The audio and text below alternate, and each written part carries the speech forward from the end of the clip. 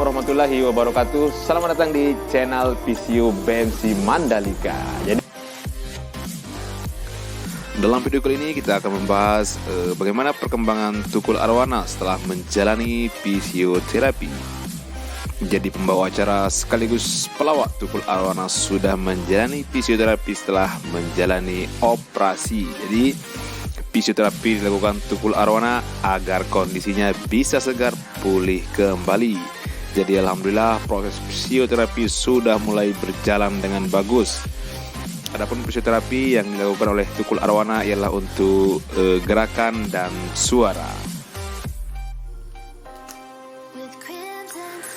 Jadi Tukul Arwana akan menjalani fisioterapi untuk memulihkan anggota gear atas dan anggota gear bawah yang mengalami kelumpuhan. Jadi Tukul masih mendapatkan perawatan yang kontinu karena masih dalam fase penyembuhan. Jadi stroke terjadi ketika pembuluh darah yang mengangkut oksigen dan nutrisi menuju otak pecah atau terblokir oleh bekuan sehingga otak tidak mendapatkan darah yang dibutuhkannya. Jadi penata-laksanaan fisioterapi pada kasus stroke yang dialami Tukul Arwana adalah metode PNF. Nah, metode ini sangat penting untuk memberikan rangsangan pada proseptor untuk meningkatkan kebutuhan dari mekanisme neuromuskuler sehingga diperoleh respon yang mudah. Jadi selain itu juga ada latihan breathing exercise, kemudian positioning, mobilisasi dini dengan latihan gerak aktif dan pasif. Jadi itu latihan yang sangat bagus diberikan kepada Tukul Arwana ketika mengalami stroke pemecahan pembuluh darah.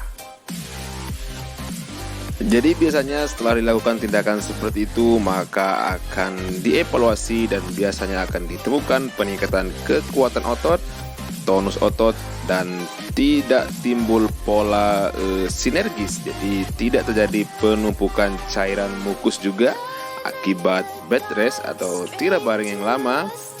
Kemudian terjadi peningkatan kemampuan fungsional namun pasien masih belum mampu untuk duduk maupun berdiri secara mandiri. Jadi itu butuh proses yang lumayan lama. Dan itulah proses fisioterapi yang dilakukan tim fisioterapi dalam ahli neurologi atau spesialisasi neurologi untuk menangani Tukul Arwana. Nah, jadi memang ketika melakukan tindakan fisioterapi, alhamdulillah ada perkembangan yang sangat bagus terhadap anggota gerak fungsi Tukul Arwana, sehingga kita doakan semoga beliau cepat pulih kembali. Jadi itu adalah salah satu proses dan hasil evaluasi yang bisa kita sajikan pada video kali ini. Semoga beliau cepat pulih kembali sehingga bisa menghibur rakyat Indonesia khususnya.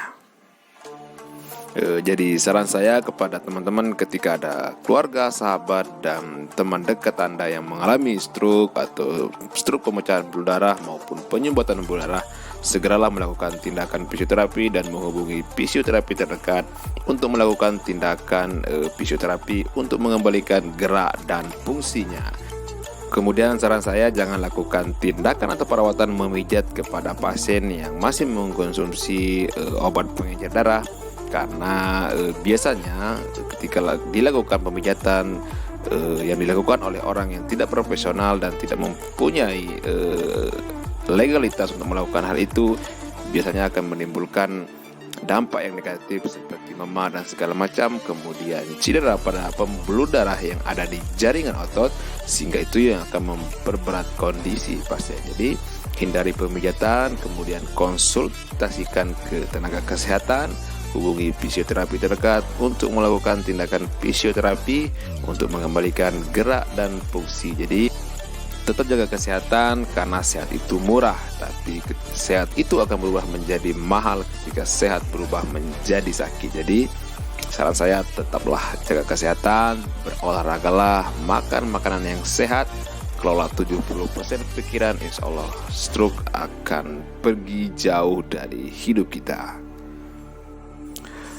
Jadi kasus stroke khususnya yang saya temukan di klinik lumayan banyak, sudah mencapai angka 3.000 kunjungan pasien stroke, dan itu angka yang sangat tinggi sekali. Dan saran saya bagaimana caranya kita mencegah dan memberitahu orang terdekat kita bagaimana cara hidup sehat yang baik untuk menghindari risiko-risiko terjadinya stroke. Dan jangan lupa berolahraga, karena ketika kita berolahraga artinya kita akan menurunkan tingkat peningkatan glukosa. Jadi glukosa yang terlalu lama banyak numpuk di tubuh akan menjadi lemak. Kemudian lemak ini akan menimbulkan kolesterol. Kolesterol bisa menimbulkan plak di pembuluh darah sehingga terjadilah stroke, pemecahan pembuluh darah dan penyumbatan pembuluh darah. Jadi simple sekali bagaimana caranya kita dan keluarga kita menghindari risiko terjadinya stroke. Artinya tetap jaga kesehatan, banyak berolahraga, dan kelola pikiran dengan baik. Insya Allah stroke tidak akan datang dalam hidup kita. Terima kasih sudah menonton video ini. Semoga video ini bermanfaat bagi teman-teman, dan semoga teman-teman juga dijaga oleh Allah seperti Allah menjaga Nabi dan Rasul-Nya.